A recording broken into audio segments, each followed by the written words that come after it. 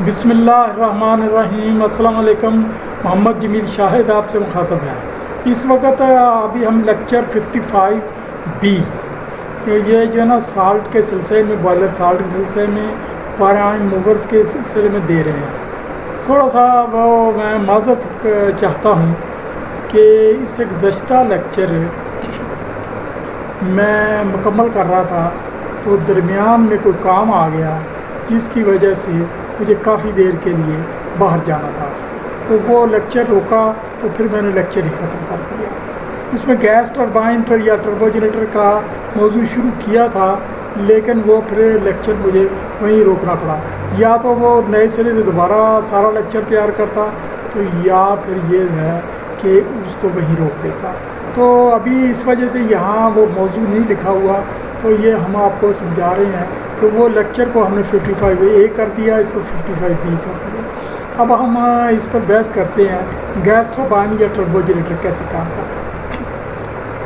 ये जो बड़े पावर हाउसेस होते हैं उसमें कई मरतबा कंबाइंड साइकिल वो जो है ना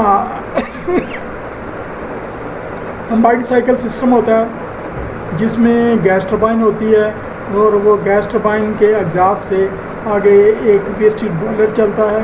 वेस्ट हीट बॉयलर से एक स्टीम टरबाइन चलाई जाती है। तो यहाँ कई मरतबा ऐसा भी होता है एक गैस टरबाइन के बजाय 2 या 3 गैस टरबाइनें होती हैं, वो सारी वेस्ट हीट एक जगह डालती हैं और उससे टर्बोजनरेटर चलता है। तो इस पर थोड़ी सी ये बता दें कि वो जो बॉयलर चलता है वो क्योंकि गैस टरबाइन तो इलेक्ट्रिसिटी जनरेट कर रही है, वो तो स्टीम टरबाइन भी कर रही है, लेकिन ये सब की स्पीड हमें कांस्टेंट रखनी पड़ती है, फ्रीक्वेंसी। तो कांस्टेंट के लिए अगर अब लोड में थोड़ी देर बाद वेरिएशन आती रहेगी तो स्पीड तो कांस्टेंट नहीं रहेगी। तो गैस टरबाइन पर लोड में वेरिएशन आती है तो आ जाती है, तो स्पीड तो कांस्टेंट नहीं रहती। वो स्पीड कांस्टेंट ना होने की वजह से वो जो है ना फ्लू गैसेस जो दे रही होती है गैस टरबाइन तो उसमें भी कमी बेशी हो जाती है। जब उसमें कमी बेशी होती है, वो गवर्नर की गैस टरबाइन होगा तो उसकी स्पीड को कांस्टेंट रख लेता है, लेकिन आगे फ्लू गैसेस को कमी बेशी को नहीं कंट्रोल कर सकता। वो तो एक से, या अगर लोड कम होना तो कम जानी है, ज़्यादा होना ज़्यादा जानी है। ये जब फ्लू गैसेस जाएंगी तो बॉयलर भी डिस्टर्ब होगा। जब बॉयलर डिस्टर्ब होगा, वेस्ट हीट बॉयलर डिस्टर्ब होगा, तो वो उसमें स्टीम की प्रेशर टेम्परेचर भी डिस्टर्ब होगा। तो इस तरह से गुजारा नहीं होता ये है कि वो ये अज्यूम कर लिया जाता है उस वक्त के हिसाब से कि बॉयलर को इस लोड पर चलाना है या वो थोड़ी सी वेरिएशन, तो वो वहाँ बर्नर लगाए जाते हैं। तो वो टेम्परेचर फ्लू गैसेस का जो टेम्परेचर है, जो इनलेट का, एक कांस्टेंट रखते हैं बर्नर। वो बर्नर फायर कर देते हैं, वो कांस्टेंट रखते हैं, और रह गए वो उसके बाद फ्लू गैसेस से जो स्टीम प्रोडक्शन होती है, उससे जो स्टीम पैदा की जा रही होती है, वो स्टीम का वो हम ये जो है ना स्टीम टरबाइन में लोड को वेरिएशन कर सकते हैं, लोड को चेंज कर सकते हैं और उसको कांस्टेंट भी रख सकते हैं। तो ये जो है ना वो ये फील्ड में जब आप काम करें तो आपको वहाँ तजर्बा होगा कि ये जो है ना ये कैसे होता है। अब हम आते हैं गैस टरबाइन या टर्बोजनरेटर। ये मशीन भी प्राइम मूवर के तौर पर डायरेक्ट फ्यूल फीड से चलाई जाती है। गैस टरबाइन अपने डिज़ाइन के हिसाब से पिसे हुए कोयले से, फर्नेस ऑयल से, डीजल ऑयल से और कुदरती गैस से ज़्यादा चलाई जाती है। ज़्यादातर कुदरती गैस यूज़ हो रही है। अभी ये जो है ना ये वाले फ्यूल, खासा कोयला कहीं भी यूज़ नहीं हो रहा। ये पहले बनाई गई थी, इसके बड़े मसाइल हैं। चोकिंग जगह जगह हो जाती है, वो बंद करनी पड़ती है, सफाई करनी पड़ती है। फर्नेस ऑयल भी मसाइल खड़े करता है, वैसे भी महंगा है। तो डीजल ऑयल उससे भी महंगा है। तो ये लिहाजा ये चीज़ें मतरूक हो गई हैं। कुदरती गैस मुख्तलिफ मुल्कों में कुदरती गैस का काफ़ी ज़ख़ीरा मौजूद है।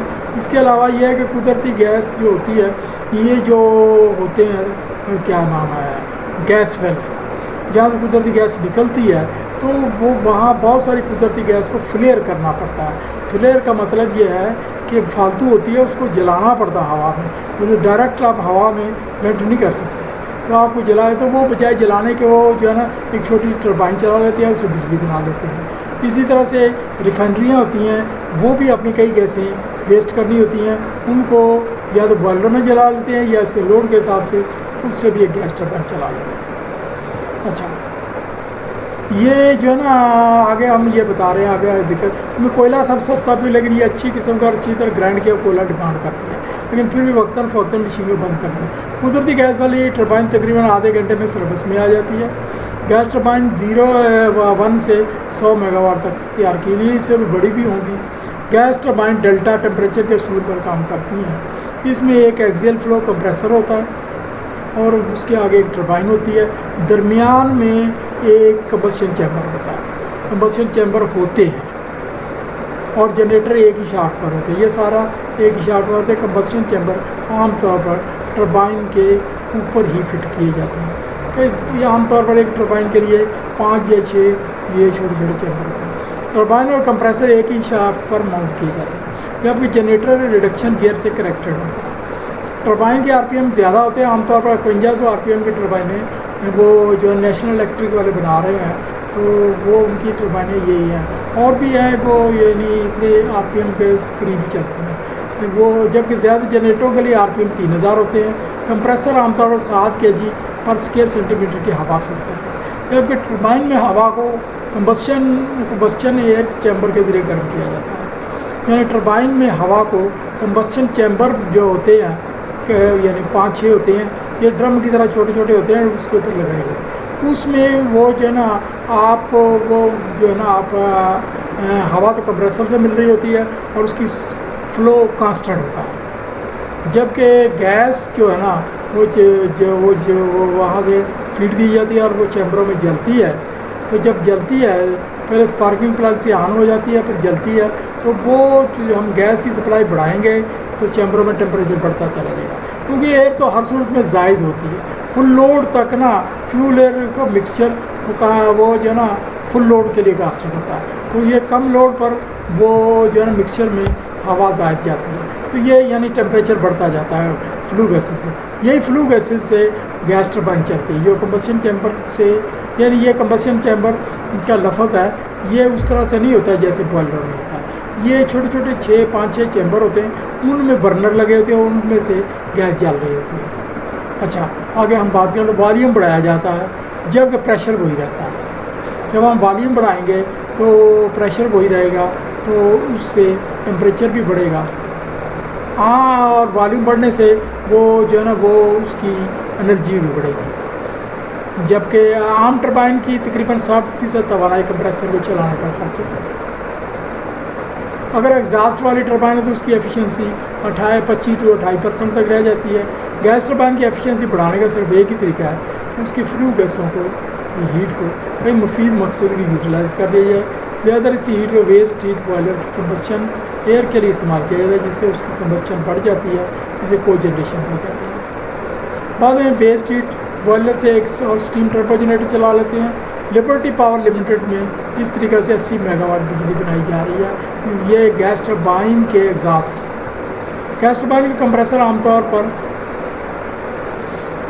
ये लिबर्टी पावर आपको पता होगा, ये डेरकी में वाक़ है। ये गैस टरबाइन का कंप्रेसर आमतौर पर 17 स्टेज और टरबाइन 5 स्टेज के होते हैं। कंप्रेसर और टरबाइन दोनों की स्टेज फिक्स और मूविंग ब्लेड पर मुश्तमिल थी, जिस तरह स्टीम टरबाइन में होती है इसमें भी होती है, लेकिन इसमें क्योंकि टेम्परेचर ज़्यादा होता है स्टीम टरबाइन के इसमें, इसलिए ब्लेड अच्छे मटेरियल के बनाए जाते हैं जो इतनी हीट बर्दाश्त कर सकें।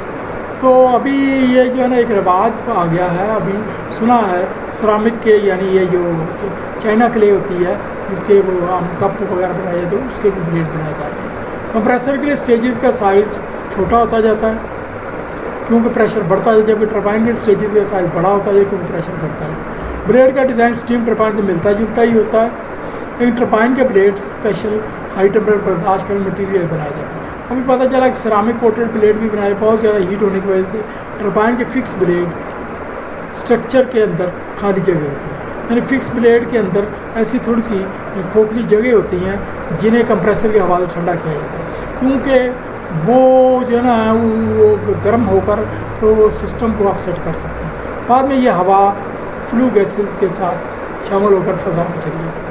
कंप्रेसर से हासिल की गई ब्लीड एयर कंप्रेसर टरबाइन की लिबरेंस सील के लिए भी इस्तेमाल होता है। कंप्रेसर से जिस तरह से हमने वो लिबरेंस सील की स्टीम यूज़ की थी स्टीम टरबाइन में, इस तरह से लिबरेंस सील के लिए कंप्रेसर से इस्तेमाल होने हवा यूज़ करते हैं। टरबाइन से कबल और मुंसलिक शाफ्ट के ऊपर दायरे की शक्ल में 6 या 6 से ज़्यादा गोल किस्म के कंबस्शन चैम्बर बनाए जिन पर स्टार्टअप इग्निटर लगे हुए हैं। ये मैंने पहले बता दिया था, तो ये आप वो समझ गए। स्टार्टअप के लिए पहले टरबाइन को टर्निंग गियर मोटर से लैच करके स्लो रोलिंग किया जाता है। ये टर्निंग गियर उसी तरह स्टीम टरबाइन की होती है, लेकिन स्टीम टरबाइन की जो टर्निंग गियर होती है वो रेगुलरली उसको चलाती रहती है, रोटेट होती है।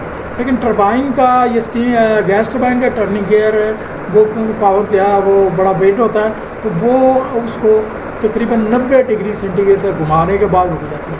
आमतौर पर होता यही है कि वो 13 या 14 सेकंड लेती है मोटर मतलब गियर से उसको एक टर्न देने के। जब वो 90 डिग्री तक घूम जाता है तो वो रुक जाती है, फिर 10 सेकंड वेट करती है, फिर उसके बाद दोबारा करती है। इससे ये है कि शाफ्ट बो ना हो जाए, बेंड ना हो जाए। ये पिछली यानी ये पहले हिस्से में तो जब ठंडी होती तो वो तो कोई ऐसा ख़तरा नहीं है, लेकिन क्योंकि काम तो वही करना होता है, तो बाद में ये जब बंद हो जाती है उस वक्त ये टर्निंग गियर काम करता है। ये एक टाइमर के जरिए वक्फे वक्फे स्लो रोल करना होता है। इससे कबल लुब्रिकेशन सिस्टम सर्विस में देते हैं। रनिंग मशीन में ज़्यादातर शाफ्ट से गियर कनेक्टेड ऑयल पंप से लुब्रिकेशन की जाती है। ख़ास आरपीएम आ जाने पर ऑक्सिलरी ऑयल पंप खुसूसन ऑटो पर बंद हो जाता है या कर दिया जाता है। इस दौरान दीगर ऑक्सिलरी पंप मसलन ऑयल कूलिंग फैन वगैरह सर्विस में दिए जाते हैं। टरबाइन की शाफ्ट के साथ स्टार्टअप के लिए एक डीजल इंजन, स्पीड एडजस्टमेंट वाली मोटर, स्टीम मोटर यानी ये एक डीजल इंजन लगाया गया था जो इनिशियल स्टार्टअप देता है यानी रोलिंग देता है। तकरीबन वो 2500 आरपीएम तक चला देता है। तो वो फिर एक स्पीड एडजस्टमेंट वाली मोटर भी होती है जो डीजल जनरेटर को आहिस्ता आहिस्ता स्पीड बढ़ाती है। कई ऐसी भी टरबाइनें हैं जहां अगर वो को प्रोसेस से स्टीम आ रही है किसी और जगह से तो स्टीम टरबाइन लगा ली जाती है, वो इसको स्टार्ट कर देती है। कोई एक इक्विपमेंट कनेक्टेड होता है, किसी एक को लगा सकते हैं, इसमें स्टैंड बाई नहीं हो सकता क्योंकि वो एक साइड से गियर लगाना होता है। इस वजह से ये इक्विपमेंट 21 मेगावाट मशीन के तकरीबन 500 किलोवाट का होता है, यानी ये अंदाज़ा एक बताया गया। जब स्टार्टअप सिग्नल दिया जाता है तो लैचिंग मोटर के बंद होने के साथ ही डीजल इंजन चल जाता है। उसके आरपीएम बढ़ते चले जाते हैं और 2500 आरपीएम पर कुछ देर चलने के बाद इलेक्ट्रॉनिक गवर्नर की वीसी यानी वोल्टेज गवर्नर की वीसी इतनी हो चुकी होती है टरबाइन को फायरिंग आर्डर मौसूल होता है, यानी वो जो है ना इग्निटर वो जो कंबस्शन चैम्बर के वो फायर हो जाता है। गैस का वाल्व भी साथ ही खुल जाता है और तमाम कंबस्शन में इग्निटर फ़ौरन साइमल्टेनियसली फायरिंग स्टार्ट कर देते हैं। अब वीसी आहिस्ता आहिस्ता बढ़ती जाती है, यानी वो वोल्टेज वो वेरिएबल कंट्रोल वोल्ट और गवर्नर खुलता जाता है और गैस भी बढ़ती जाती है। गैस का वाल्व खुलता जाता है, फायरिंग भी बढ़ती जाती है और कंबस्शन चैम्बर में ज़्यादा गर्म हवा जाती रहती है और कंबस्शन चैम्बर से टरबाइन को कुछ ज़्यादा हवा जाती है और वो ज़्यादा गर्म हवा का वॉल्यूम उतना ही फैल चुका होता है, ज़्यादा एनर्जी भी ज़्यादा होती है, इससे टरबाइन की स्पीड बढ़ती जाती है और कंबस्शन चैम्बर की सेकेंडरी एयर का टेम्परेचर भी बढ़ता जाता है।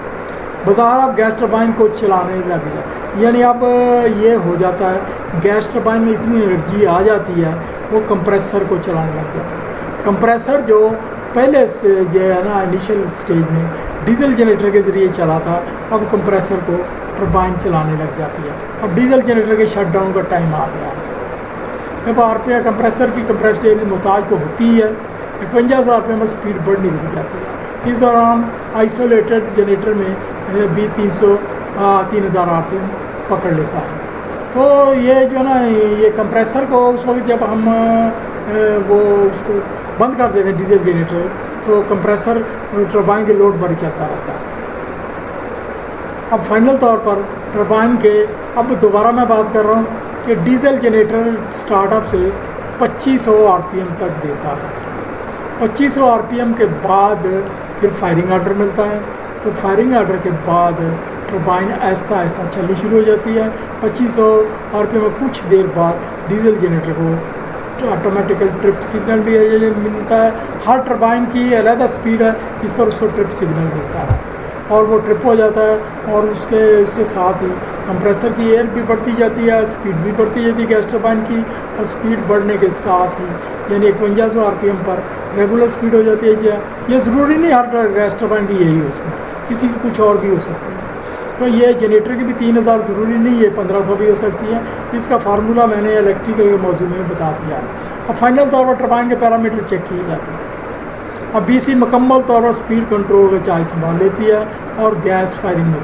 अब जनरेटर को सर्विस में लेने का मरला शुरू होता है, जिस पर पहले हम जनरेटर के मौजूद में बहस कर चुके हैं। आमतौर पर स्टार्टर के मौके पर टरबाइन को एग्जॉस्ट पर चलाया गया होता है। उसके लिए डैम्पर होता है, डैम्पर को खोलकर उसकी तमाम फ्लू गैसें एग्जॉस्ट करते हैं। फ्लू गैसें हवा में खारिज, क्योंकि अभी वो सही तरीके से कंट्रोल में नहीं आया होता, तो उसको एग्जॉस्ट में चलाते हैं, जिसका मुनासिब टेम्पर सिस्टम होता है। अगर को जनरेशन सिस्टम है तो बॉयलर का सिस्टम तसली करके एग्जॉस्ट को special base heat boiler shift करते हैं। फिर को जनरेशन से उसको शिफ्ट कर देते हैं डैम्पर को। इसके लिए वो बॉयलर में एक डक्ट में बॉयलर फर्नेस तैयार किया गया जाता है, इसमें बॉयलर की तरफ पर steam drum, water balls, level glasses, PSP वगैरह लगाया जाता है। पहले सिस्टम में पानी सर्कुलेट कराते हैं, वो पहले से ही शुरू कर दिया गया होता है। वो जब गैस टरबाइन को हम चला रहे हैं उस वक्त पंप सर्कुलेशन कर रहा होता है। गर्म फ्लू गैसें दाखिल होने पर स्टीम तैयार होनी शुरू होती है, जो सुपर हीटरों को भेज दी जाती है। सुपर हीटरों के अपने बर्नर होते हैं कई मरतबा, तो सुपर हीटरों का टेम्परेचर बरकरार करने अलग बर्नर लगाए जाते हैं, लगाने ज़रूरी होते हैं। रेटिंग टेम्परेचर प्रेशर की स्टीम तैयार होने पर स्टीम हीटर में दे दी जाती है। यहाँ भी चेक वाल्व लगाना ज़रूरी होता है। ऐसे बॉयलर की स्टीम को हीटर से मिलाते वक्त टेम्परेचर प्रेशर कुछ ज़्यादा बरकरार, इसके अलावा मुनासिब टेम्परेचर पर प्रेशर करना लगाना जरूरी। अब ये स्टीम आमतौर पर एक टरबाइन को स्टीम टरबाइन को दी जाती है। यानी अब आप समझ सकते हैं कि इस मरहले में गैस टरबाइन चली, बॉयलर चला और साथ ही स्टीम टरबाइन भी चली।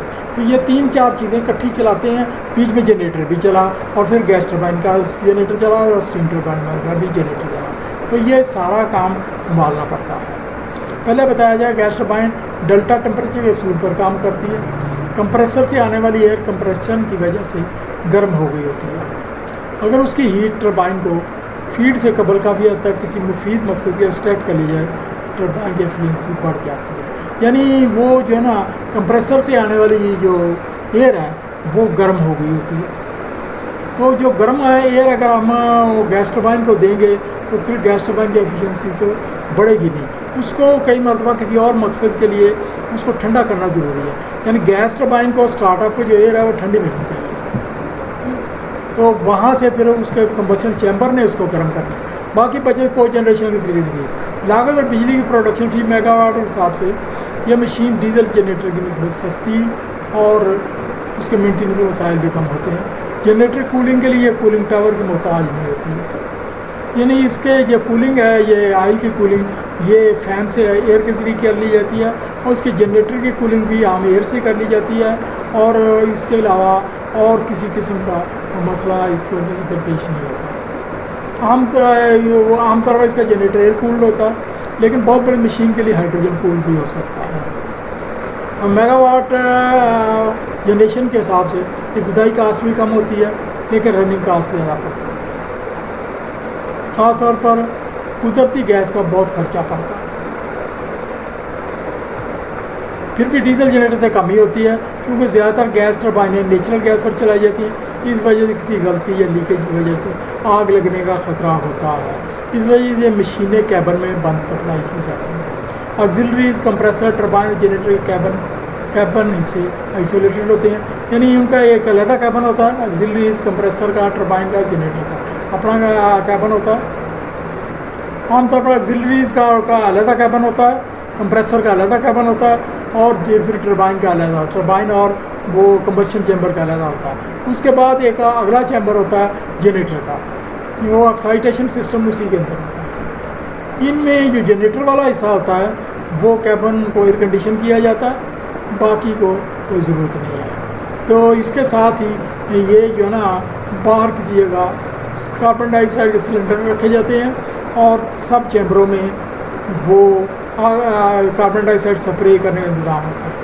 ये जो पूरा चैम्बर है ये वो शोर से इंसुलेटेड मटेरियल का होता है और उसके अलावा एयर टाइट होता है, यानी वो शोर बाहर ना आने का, और वो एयर टाइट होता है। और वो उसके अंदर कार्बन डाइऑक्साइड नोज़लें होती हैं, किसी ख़राबी की सूरत में कार्बन डाइऑक्साइड वहाँ स्प्रे हो जाता है। उसके लिए स्पेशल वो फ्लेम डिटेक्टर लगे होते हैं जो अगर आग लग जाए तो फ्लेम को कैच करते हैं इंडिकेटर, और कार्बन डाइऑक्साइड को खोल देते हैं वाल्व को। ये तो इसके बारे में कुछ आइडिया था। अब हम पढ़ते हैं पर किसी टरबाइन का गवर्नर कैसे काम करता है। ये याद रखें कि स्टीम टरबाइन का गवर्नर, गैस टरबाइन का गवर्नर और डीजल जनरेटर का गवर्नर ये सारे मिलते जुलते हैं। मामूली फ़र्क होता है जो उनके कंट्रोल वाल्व के हिसाब से होता है। बाकी गवर्नर पीछे सिस्टम सबका एक ही होता है। कंट्रोल वाल्व आर के डिफरेंट थोड़े बहुत हो सकते हैं। तो अच्छा, बिजली के लिए हाइड्रोलिक टरबाइन हो या कोई और मशीन हो, गवर्नर के बगैर बिल्कुल बेकार। हाँ, ये जो है ना गवर्नर हाइड्रोलिक टरबाइन का भी वही होता है। पाकिस्तान के रूल्स के तहत 50 हर्ट्ज बिजली बनाने मतलूब होती है, लेकिन बिजली कंज्यूमर में कमी बेशी वजह फ्रीक्वेंसी डिस्टर्ब करते रहता है। तो डिस्टर्बेंस से बचने के लिए गवर्नर कंट्रोल करता है। गवर्नर एक मैकेनिकल या इलेक्ट्रॉनिक डिवाइस होती है जो लोड की कमी बेशी के बावजूद टरबाइन की स्पीड कांस्टेंट रखता है। हाइड्रोलिक टरबाइन में ये पानी के गेट को लोड करने के मुकाबले कमी बेशी करता रहता है। ये अपना सिग्नल टरबाइन की स्पीड से लेता है और वो टरबाइन की स्पीड से लेकर वो गैस के फ्लो को कंट्रोल वाल्व से कम करता है, यानी कंबशन चैम्बर को गैस कम देता है। अगर कम करनी स्पीड ज़्यादा करनी ज़्यादा देता है। पहले मैकेनिकल फिर हाइड्रोलिक गवर्नर पर आप ज़्यादा इलेक्ट्रॉनिक गवर्नर बनाए जाते हैं। ये जगह भी कम घेरते हैं और ज़्यादा एफिशिएंट होते हैं, तो बेहतर स्पीड करना। इलेक्ट्रॉनिक गवर्नर पर हम पिछले लेक्चर में स्टीम टरबाइन के लेक्चर में बहस कर चुके हैं। स्टीम गैस या हाइड्रोलिक टरबाइन गवर्नर साथ के हिसाब से एक जैसे ही होते हैं, यानी ये सिर्फ कंट्रोल वाल्व को दरकार कुव्वत के डिज़ाइन का फ़र्क होता है, उनके कंट्रोल वाल्व डिफरेंट होते हैं। यानी ये हाइड्रोलिक टरबाइन जो डैम मुतलका डैम्स पर यूज़ होती है, वहाँ गेट होते हैं जो गेट को अगर कंट्रोल वाल्व का होता है। हाइड्रोलिक टरबाइन की ट्रिप स्कोटी भी दीगर मशीनों की तरह ही होती है। इलेक्ट्रिकल साइड की ट्रिपिंग वही होती हैं दूसरी मशीनों वाली। टरबाइन साइड की ट्रिपिंग में वाइब्रेशन वाली ट्रिप भी अहम है, वो भी होती है। वो उसका वही फिनोमेना जो हम स्टीम टरबाइन। इसके अलावा मशीन को बचाने दीगर ट्रिपिंग होती है। इसमें गैस स्टीम टरबाइन से जो फ़र्क है थोड़ा सा वो ये है कि उसमें CO2 के सिलेंडर नहीं होते, इसमें CO2 के सिलेंडर होते हैं। ये हमारा लेक्चर ख़त्म हुआ, तो अभी हम ये बात करते हैं, ये कुछ ड्राइंग होगा तो हम आपको कुछ ड्राइंगें समझाएंगे। ये पहली ड्राइंग पेट्रोल इंजन की है, वर्किंग की है। ये आप देख रहे हैं कि ये पहले एयर इनटेक हो रही है यहाँ से, यानी एग्जॉस्ट वाल ये वाल क्लोज होता है, ये कैम शाफ्ट कोई सिस्टम से क्लोज रखता है। ये इनटेक वाल ये ओपन होता है और ओपन होता है, ये देखो नीचे के ओपन हुआ है, तो ये एयर दाखिल होती है और ये जो है ना पिस्टन नीचे आ रहा है, क्रैंक शाफ्ट ये नीचे इसको घुमा कर नीचे ला रही है। और ये कंबस्शन चैम्बर है, यानी दूसरे लफ्ज़ों में सिलेंडर का हिस्सा है। और ये कनेक्टिंग राड है। कनेक्टिंग राड ये इस वजह से है कि ये नहीं लीनियरली आना सीधा आना, लेकिन ये इसको थोड़ा सा तिरछा करना ताकि ये इधर से रोटेशन हो सके। ये क्रैंक शाफ्ट है, ये सिस्टम। तो अगला का भी यही है, आप देखें अगले में ये वाल क्लोज हो गया, ये भी क्लोज हो गया, ये भी क्लोज हो गया। और ये वो रोटेशन के तहत compression air fuel mixture is compressed, ये कंप्रेस होकर ऊपर। अब ये ऊपर गया तो यानी मैक्सिमम जितना ऊपर गया उस वक्त स्पार्किंग प्लग ने स्पार्किंग की, तो वाल खुल वो स्पार्किंग दी, तो ये स्पार्किंग से ये एक झटका लगेगा, ये इसको वो झटका इसको नीचे भेज देगा। ये फिर बाद में एनर्जी बैलेंस हो जाती है। ये झटका लगेगा, ये आ जाएगा, ये नीचे आ गया। नीचे जब आया तो वो नीचे आया पावर की तरफ है। फिर जब ऊपर गया तो गैसेस वो एग्जॉस्ट हो गई, तो एग्जॉस्ट के बाद फिर वो उसी स्ट्रोक में ये जो है ना इनलेट हो जाएगा बाद में। तो ये इनटेक है, ये कंप्रेशन है, ये पावर है, ये एग्जॉस्ट है।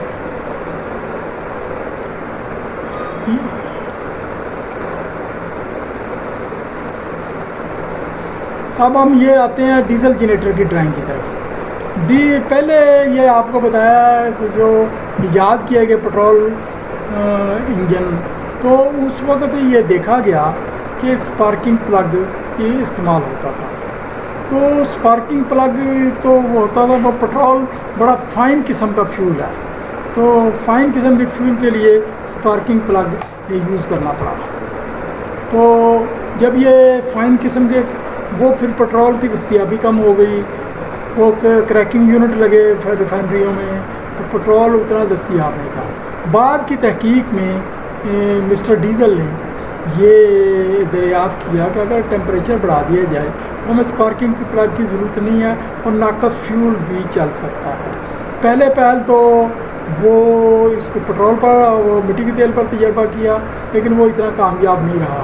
फिर वो डीज़ल आयल पर तो देखा गया डीज़ल आयल की कैलोरीफिक वैल्यू यानी पेट्रोल से काफ़ी ज़्यादा है और नॉकिंग नंबर भी कंट्रोल्ड है। तो ये डीज़ल जनरेटर याद हुआ, अब इंडस्ट्रियों में ज़्यादा डीज़ल जनरेटर यूज़ होते हैं। इसमें भी यही इनटेक स्ट्रोक है, उसी तरह से इनटेक स्ट्रोक है और वो क्रैंक शाफ्ट है वही है। ये इसमें कंबस्शन एयर एंटर हो रही है। कंबस्शन एयर कितनी एंटर होती है इसका तलब लोड से है कि वो जो है ना पावर का लोड कितना है। तो वो जो है ना टर्बो चार्जर लोड के हिसाब से ज़्यादा एयर देगा, अगर लोड ज़्यादा है, कम लोड है तो कम देगा। तो ये नीचे आई। इसके बाद अगली स्ट्रोक ने, कंप्रेशन स्ट्रोक ने इसको कंप्रेस किया। ये कंप्रेशन स्ट्रोक ने इसको कंप्रेस किया।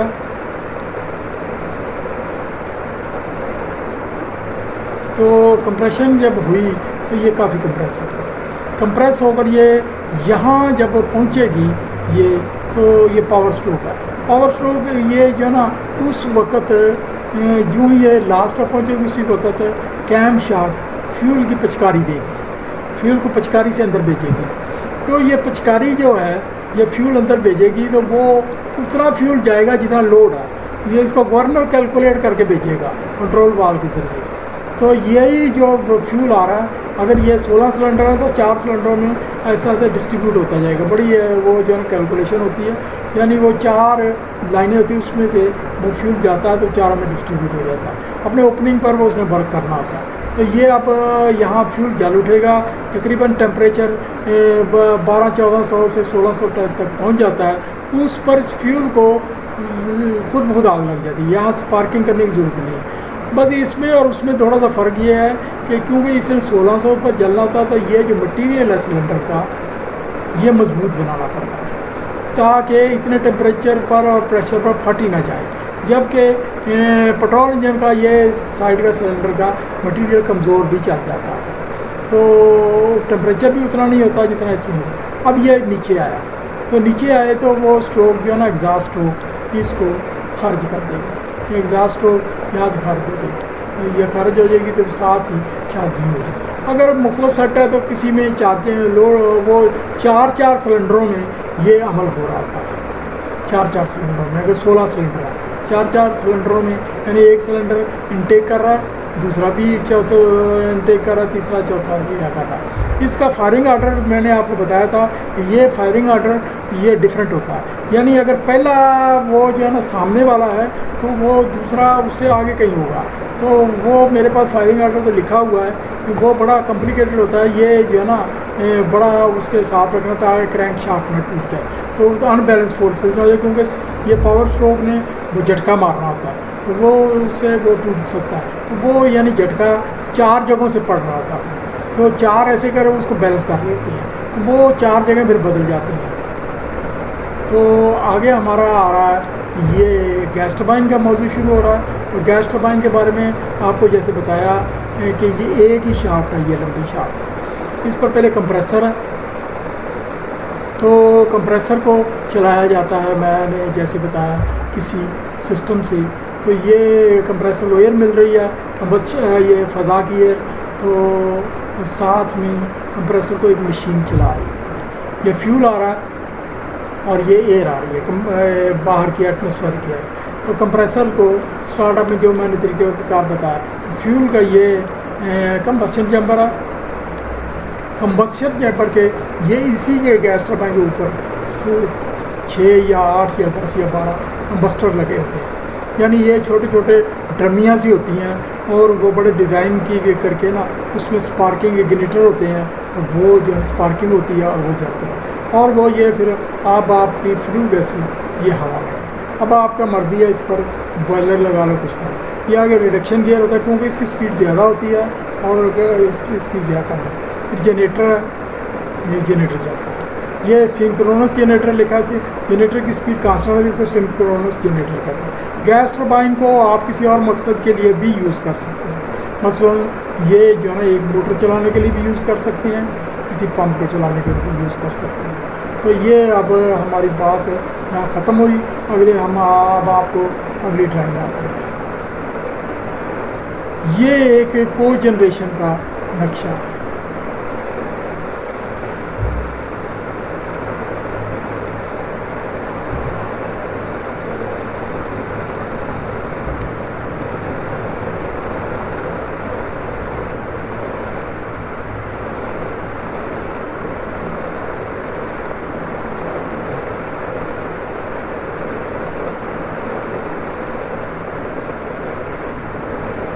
ड्राइंग को मैंने छोटा कर दिया है ताकि पूरे शीट पर फैल जाए और आपको पूरी बातें समझ आ जाए। ये ड्राइंग के तहत आप देखें कि ये गैस टरबाइन चल रही है, ये उसका कंप्रेसर है, ये गैस टरबाइन चल रही है। गैस टरबाइन की ये एग्जॉस्ट आ रही है। यहाँ उन्होंने एग्जॉस्ट को वो जो है ना फ़ज़ा में यहाँ नहीं दिखाया गया। इस ड्राइंग में होता है इसको क्यों बाईपास करना होता है। यहाँ डैम्पर होता है, एक पहले स्टार्टअप में ये फ़ज़ा में भेजी जाती है, फिर उसके बाद इधर भेज जाते हैं डैम्पर को यूज़ कर। ये वो नेचुरल गैस है, यहाँ से एंटर हो रही है गैस टरबाइन में, ये कंप्रेसर उसको कर रहा है, ये कंप्रेसर अपनी एयर ले रहा है। ये बीच में समझो ये कंप्रेसरों का वो उसका हिस्सा है कंबस्शन चैम्बर का। तो इस टरबाइन के तहत इसका जनरेटर इधर लगाया गया है। इधर भी लगाया जा सकता है, मुख्तलिफ डिज़ाइन है, इधर भी लगाया जा सकता है। ज़्यादातर इधर लगाया जाता है लेकिन यहाँ लगाया गया है। अब ये जनरेटर अपनी आउटपुट दे रहा है, ये आउटपुट ये इलेक्ट्रिकल सिस्टम में आ रही है, यहाँ सिंक्रोनाइज हो रहा है, ये सिस्टम है। ये अब ये डक्ट है, बड़ी डक्ट है, बॉयलर है, वेस्ट हीट बॉयलर है, हीट रिकवरी बॉयलर है। तो हीट रिकवरी के बाद यही फ्लू गैस में फंसा रहे हैं। आमतौर पर गैस टरबाइन का जो एग्जॉस्ट टेम्परेचर होता है 550-560 डिग्री सेंटीग्रेड होता है और फुल लोड पर चल रही है। अब ये यहाँ से फ्लू गैसेस ये गई, तो ये जो ना आगे ये हमारी स्टीम बन रही है, यानी ये स्टीम आ रही है, ये स्टीम प्रोडक्शन हो रही है, यहाँ से स्टीम प्रोडक्शन हो रही है, ये सर्कुलेशन हो रही है, ये स्टीम आ रही है। तो ये स्टीम टरबाइन को चला रही है, स्टीम टरबाइन को चला रही है। यहाँ स्टीम इनलेट होती है, स्टीम टरबाइन चलती है, तो ये जनरेटर है। अब ये जो है ना स्टीम टरबाइन जो है ना आम तौर पर ये कंडेंसिंग नहीं होती, इतना ख़र्चा नहीं किया जाता। तो ये स्टीम टरबाइन का एग्जॉस्ट निकल रहा है, यानी ये तकरीबन 120-110 टेम्परेचर की स्टीम निकल रही है। यहाँ ये स्टीम सुपर हीटर में से गुजर रही है, तो फ्लू गैसें सुपर हीटर को गर्म कर रही हैं। यानी दूसरे लफ्ज़ों में ये एक सर्कुलेशन है, लेकिन कुछ ना कुछ लीकेज तो होती है, तो वो उसको भी बैलेंस किया जाता है। ये तो सादा सी ड्राइंग है आपको समझाने के लिए। तो ये यानी स्टीम प्रोडक्शन, यहाँ स्टीम आ रही है, इसको स्टीम जो वो एग्जॉस्ट स्टीम जा रही है, ये जा रही है। ये जनरेटर है, ये कंडेंसर है। तो कंडेंसर से ये क्योंकि सर्कुलेशन को मेंटेन करने के लिए ये कूलिंग टावर चल रहा है, कूलिंग टावर से ये पानी सर्कुलेट हो रहा है। ये जो है ना इसमें वो थोड़ी सी गलती है, इसमें यहाँ जो है ना स्टीम नहीं जा रही बल्कि ये कंडेंस हो रही है, कंडेंस से हो रही है क्योंकि डेल्टा पैदा करना है, डेल्टा पैदा करना, कंडेंस हो रही, तो ये कंडेंसर कलेक्ट हो रहा है, इसकी एनर्जी पूरी एक्सट्रैक्ट करनी है। तो एनर्जी एक्सट्रैक्ट करने के लिए हमें वो जो है ना यहाँ कंडेंसर से गुजारेंगे, वैक्यूम वैसे बनेगा, सब कुछ बनेगा। पहले मैंने गलत कह दिया, मज़ रखा है। तो ये जो है ना यहाँ से फिर कंडेंसेट जा रहा है, तो कंडेंसेट से ये स्टीम ड्रम को जा रहा है, ये यहाँ स्टीम ड्रम नहीं दिखाया गया, तो वो वहाँ से फिर स्टीम बनकर आ रही है। तो ये प्रोसेस पूरा हुआ। तो ये आगे का वो जो है कूलिंग टावर पानी अपना वो जो है कूलिंग टावर को दे रहा है। कूलिंग टावर वो पानी अपना कूलिंग टावर अपना यूज़ कर रहा है, यहाँ से वो इसको दे रहा है कंडेंसर को, ये दूसरे कूलिंग में डाल रहा है। तो ये बाकी कूलिंग टावर से रिवर या कैनाल है इसके करीब लगाया जाता है, वहाँ से ये मेकअप वाटर आ रहा है इसको कूलिंग टावर को, ये जो है ब्लो डाउन जा रहा है, फ्लो ये कूलिंग टावर का भी ब्लो डाउन जा रहा है और इसमें स्टीम टरबाइन का भी जा रहा है और सॉरी बॉयलर का भी जा रहा है। ब्लो डाउन ये सारे कटर यहाँ नहीं पहले बनाए गए। ये एक सादा सा नक्शा बनाया गया है जो आपके समझने के लिए है। तो ये वो फिर ये जनरेटर है इसका स्टीम टरबाइन का, ये जनरेटर से ये आउटपुट कटी जा रही है, यहाँ सिंक्रोनाइज हो गई, ये एक ही बस बार में आ रही है। ये इलेक्ट्रिकल आउटपुट है, ये ग्रिड को जा रही है, एक ही बस बार में। आमतौर पर होता यही है कि इसकी जो आउटपुट है और उसकी गैस टरबाइन की, इसके आउटपुट के किलो वोल्ट एक होते हैं। ये अगर 11 kV ये बना रही है तो 11 kV ही ये बनाती है, फ्रीक्वेंसी भी एक होती है। तो अब इसको मैचिंग करने के लिए इसको सिंक्रोनाइज़ करना पड़ता है, जिसके बारे में इलेक्ट्रिकल के चैप्टर में बात की जा चुकी है। अभी हमारी बातचीत ख़त्म हुई, आप इसको तवज्जो से देखें, किसी पावर स्टेशन पर जाएं, वहाँ विज़िट करें। ये कुछ लोग और तरह सोचते हैं, कुछ लोग और तरह सोचते हैं। वो कहते हैं जब हमें मौका मिलेगा, पावर हाउस में नौकरी का मौका मिलेगा फिर जाएंगे। और कुछ लोग ये कहते हैं कि पहले से तैयारी करके रखें ताकि हमें मौका मिल जाए, मौका मिल जाए। मैं ये एक जनरल सी बात करता हूँ, ये बढ़ तो नहीं है। मैंने एक मरतबा अप्लाई किया ऑयल फील्ड के लिए, जब मैं फौजी फर्टिलाइज़र कंपनी में था, तो मेरा तो फील्ड ही नहीं। तो जब वो उन्होंने एक वो दे दिया, कराची की बात है, कराची में ब्रिटिश पेट्रोलियम कंपनी थी, उन्होंने हमें एक रिटन टेस्ट दे दिया। रिटन टेस्ट में मेरा सेकंड नंबर था, यानी वो पूरे जो पेपर चेक किए मुझसे स्टूडेंट आए थे 40-50 या जो भी है, वो सेकंड नंबर था। तो जब मेरा इंटरव्यू हुआ, उन्होंने मुझसे पूछा आपका एक्सपीरियंस क्या है, मैं कहा 0 है। वो कहते ये क्या है, आपका ऑयल फील्ड का कोई एक्सपीरियंस नहीं है, मैं कहा कोई नहीं है। मैं तो सच्ची बात कर रहा हूँ, मेरा तो ये जो है ना फर्टिलाइज़र का है और दीगर है वो फील्ड का, ये तो नहीं है। तो उसने कहा, उन्होंने कहा ये वो आपने नकल मारी है, ये जो मैं कहा इसी किस्म का पेपर दूसरा बनाकर मुझे दे दे, मैं अभी हल कर देता हूँ। ये मेरा अपना नॉलेज है, मैंने पहले से तैयारी की थी कि मुझे शायद जॉब मिल जाए। उन्होंने कहा वो बड़ा अप्रिशिएट किया, उन्होंने कहा जॉब हम आपको दे रहे हैं, ठीक है, क्योंकि आपको डायरेक्टली प्लांट पर तो नहीं लगा देना, जाते कहना कल से शुरू कर दो, ये ऐसा नहीं होगा। तो वो आप इंशाल्लाह ताला जल्दी सीख जाएंगे। जब आपने ये इतना मुश्किल पेपर आपने हल कर लिया तो वहाँ कोई मुश्किल नहीं है, वो एक्सपीरियंस बन जाएगा। तो ये बात ये है कि अगर आप सीखेंगे तो आपको भी इसी तरह से जॉब मिल जाएगी। अगर आप कहते हैं पहले जॉब मिले फिर सीखेंगे फिर देखेंगे, तो ये वैसे ही बात है कि एक शख्स कहता है कि मेरे पास कोई पैसा आए तो मैं कारोबार करूं, तो किस्मत या कारोबार कहता है पहले तुम कोई तजर्बा लाओ फिर पैसा आएगा। तो ये कुछ उसको समझ नहीं आता कि पैसा पहले आएगा या कारोबार पहले चलेगा। तो ये ऐसा चीज़ को बढ़ाना पड़ता है, मतलब थोड़े क्या पैसे से कारोबार, इसी तरह से नॉलेज भी ऐसा बढ़ाना पड़ता है। जब आपने फील्ड सोच लिया कि हमने यही करना है, हमने सियासतदान नहीं बनना ना कुछ और बनना, तो ये आपको इसी में तरक्की मिलती जाएगी। अल्लाह ताला आपको खुश रखे, आपके फैमिली को रखे और रोज़ी में बरकत डाले। ये सब रोज़ी में बरकत डालने के लिए है, इसी बरकत से ही हमारे मुल्क ने बरकत पकड़नी है। तो वो जो है ना, ये जितना जो कुछ हो रहा है ना, मुझे बड़ा दुख हो रहा है। हकीकत बात ये है कि ये पूरा पाकिस्तान में ना नलायक ज़्यादा हैं और बढ़ के मारने वाले भी ज़्यादा हैं, लेकिन काबिल लोग जो असल बातों को समझते हैं हर फील्ड में वो कम हैं और उनको आगे भी नहीं आने दिया जा रहा। ये अलमिया है, इंशाअल्लाह ताला ये अलमिया ठीक होगा, वक्त के साथ साथ हम भी तरक्की करेंगे। ये इंटरनेट जो मीडिया आया है ये हमें बताया जा रहा है, बताता है ब्राज़ील में क्या हो रहा है, वहाँ माशरा कैसा है, अमेरिका में क्या हो रहा है और वो हमारे ऐसा क्यों नहीं हो रहा। ये चीज़ें ऐसा तब्दीली ला रही हैं। Thank you very much.